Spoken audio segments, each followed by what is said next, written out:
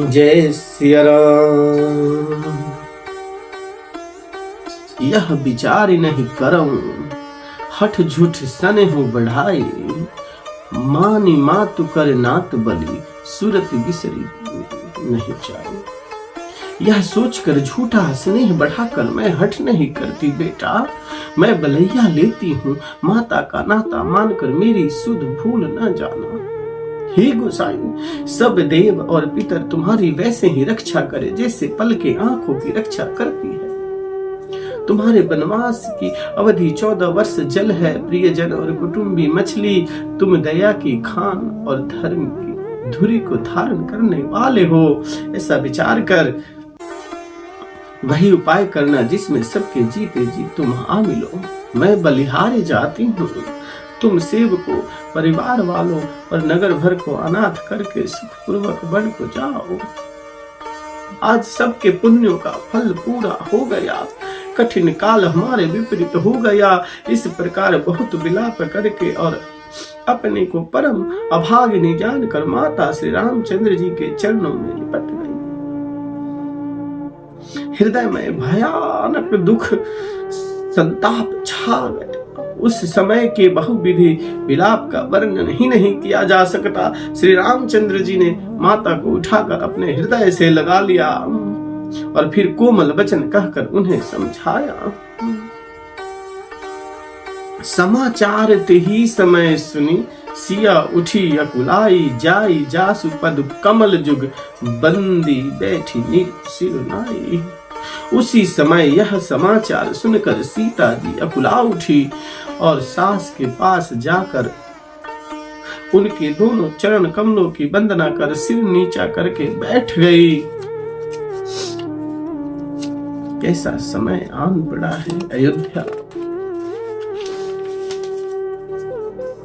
सामने कोमल वाणी से आशीर्वाद दिया, सास ने अपने कोमल वाणी से आशीर्वाद दिया। वे सीता जी को अत्यंत सुकुमारी देखकर व्याकुल हो उठी। रूप की राशि और पति के साथ पवित्र प्रेम करने वाली सीता जी नीचा मुख किए बैठी सोच रही है। जीवनाथ प्राणनाथ बन को चलना चाहते हैं। देखे किस पुण्यवान से उनका साथ होगा। शरीर और प्राण दोनों साथ ही जाएंगे या केवल प्राण ही इसका साथ होगा। विधाता के करनी कुछ जान ही नहीं चाहती।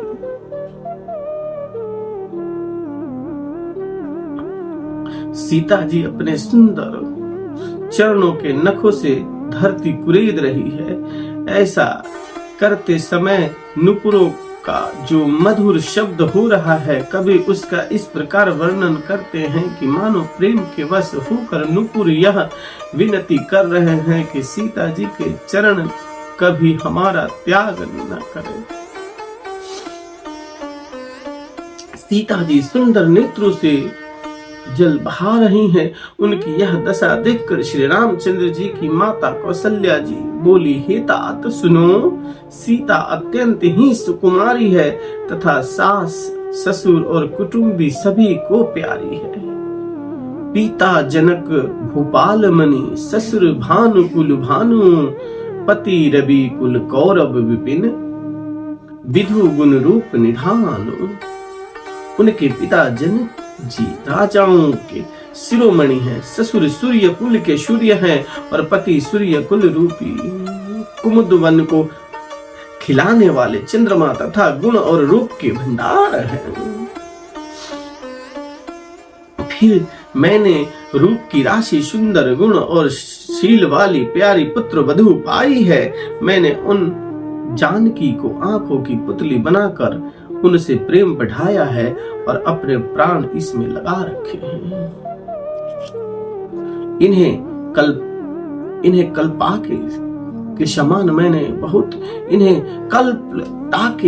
मैंने बहुत तरह से बड़े लाड़ चाव के साथ स्नेह रूपी जल में सींच कर पाला है। अब इस लता के फूलने फलने के समय विधाता वाम हो गए।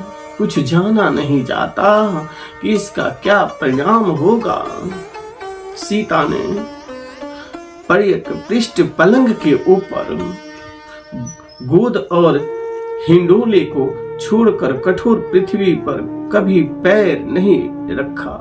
मैं सदा संजीवनी जड़ी के समान सावधानी से उनकी रखवाली करती रही हूँ। कभी दीपक की बत्ती हटाने को भी नहीं कहते।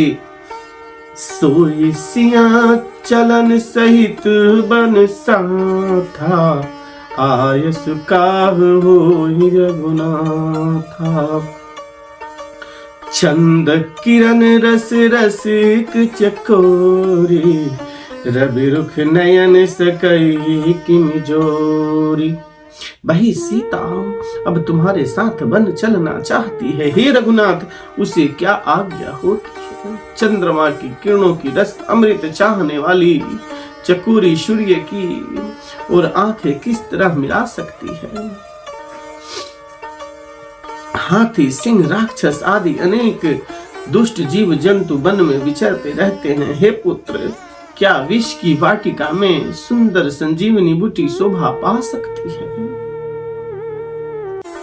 वन के लिए तो ब्रह्मा जी ने विषय सुख को न जानने वाली कौन और भीलों की लड़कियों को रचा है, जिसका पत्थर के कीड़े जैसा कठोर स्वभाव है।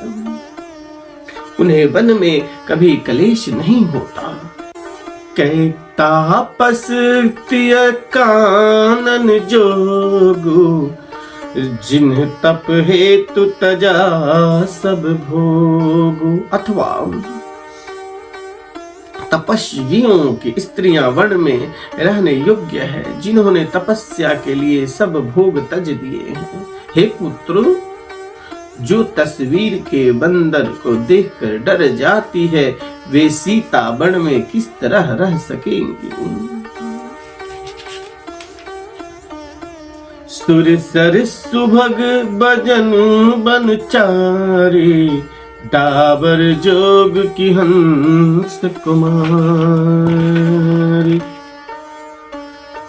देव सरोवर के कमल वन में विचरण करने वाली हंसनी क्या गड़ैयों तलैयों में रहने के योग्य है? ऐसा विचार कर जैसी तुम्हारी आज्ञा हो, मैं जनकी को वैसी ही शिक्षा दूं।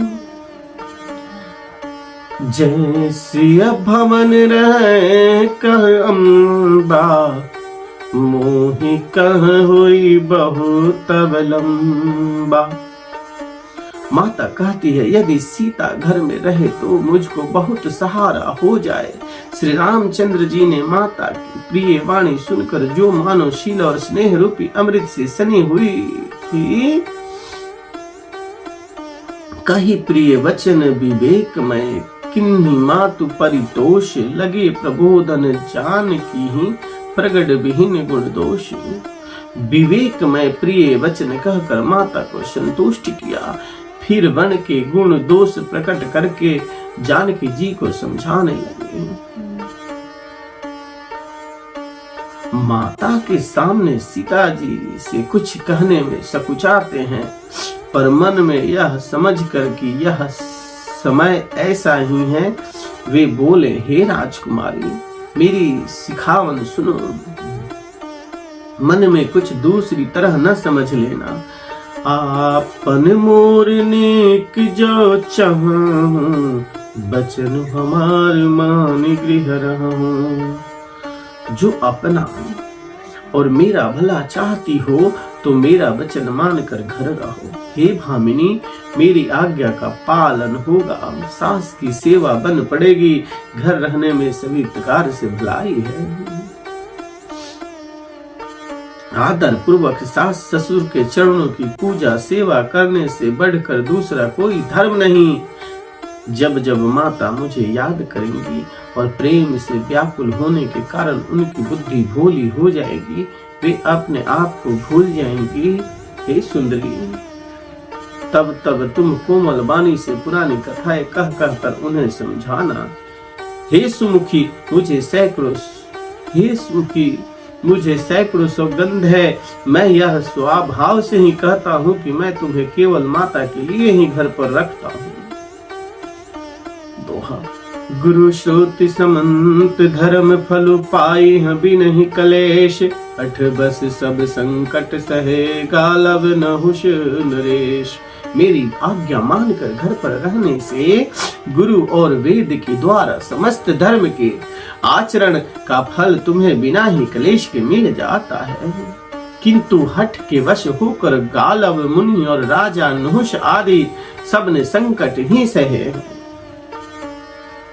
हे सुमुखी, हे सयानी, सुनो, मैं भी पिता के वचन को सत्य करके शीघ्र ही लौटूंगा। दिन जाते देर नहीं लगेंगी। हे सुंदरी, हमारी यह सीख सुनो। जो हठ करहु प्रेम बस बामा, तय तुम्हें दुख पाओ परिणाम। हे वामा, यदि प्रेम बस हठ करोगी तो तुम परिणाम में दुख पाओगी। वर्ण बड़ा कठिन, कलेशदायक और भयानक है। वहां धूप, जाड़ा, वर्षा और हवा सभी बड़े भयानक है। रास्ते में कुश, कांटे और बहुत से कंकड़ हैं। उन पर बिना जूते के पैदल ही चलना होगा। तुम्हारे चरण कोमल और सुंदर हैं और रास्ते में बड़े बड़े दुर्गम पर्वत है। कंदर खोह नदी नद नहारे, अगम अगाध न जाहि निहारे। भालू बाघ वृक के हरिना का, करहि नाद सुनि धीरज भागा। पर्वतों की गुफाएं, खोह, दर्रे, नदियां, नल और नाले ऐसे अगम्य और गहरे हैं कि उनकी ओर देखा तक नहीं जाता। रीछ, बाघ, भेड़िए, सिंह और हाथी ऐसे भयानक शब्द करते हैं कि उन्हें सुनकर धीरज भाग जाता है। भूमि शयन बल कल बसन, असन कंद फल मूल। ते की सदा सब दीन मिली, सुबह समय अनुकूल। सियावर रामचंद्र की जय।